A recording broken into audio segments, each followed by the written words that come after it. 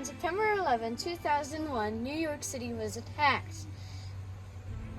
2 planes were flown into the World Trade Center. The Twin Towers collapsed and thousands of people lost their lives. It was a tragic day in America's history. The fabric of America remained. Days later, high above the wreckage of the buildings, construction workers hiked the American flag 30 feet wide, 20 feet tall, blowing in a New York City and on the street.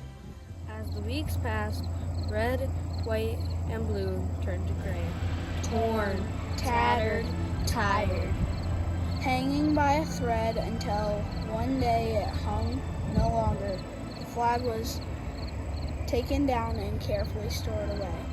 The fabric of America waited. 6 years later, in a town far away, a disaster struck. A massive tornado destroyed the small town of Greensburg, Kansas. A group of volunteers from New York City and surrounding areas offered to visit Greensburg and help the town rebuild. Before the visit, residents of Greensburg asked the volunteers to bring a memento from the World Trade Center to include in the memorial park they planned to build. The time had come. Aged but not forgotten, the flag was brought out of storage. Ragged and torn, faded and gray. the fabric of America emerged. Once the flag arrived in Greensburg, a different plan unfolded. A group of citizens spotted the flag. Its dusty remnants glimmered with hope. They saw its strength and went to work. They repaired the flag from the World Trade Center with fragments from their own flags, tattered from the storm. Hand by hand, thread by thread, one stitch at a time, the flag was reborn. The fabric of America is strong. With the patchwork complete, a brilliant idea was born. The flag would travel to each state to be fully restored. Back to 13 stripes, back to 50 stars. The fabric of America heals. And so the historic journey began, the flag traveling near and far. From ballparks to beaches, from California to Maine. The flags touched many hearts and hands. The hands of firefighters and soldiers, teachers and students. The hands of mothers, fathers, brothers, and sisters. The hands of many different people. People like you and me.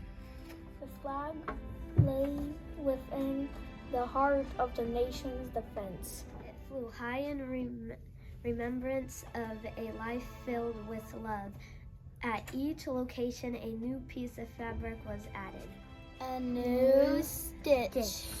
A new story.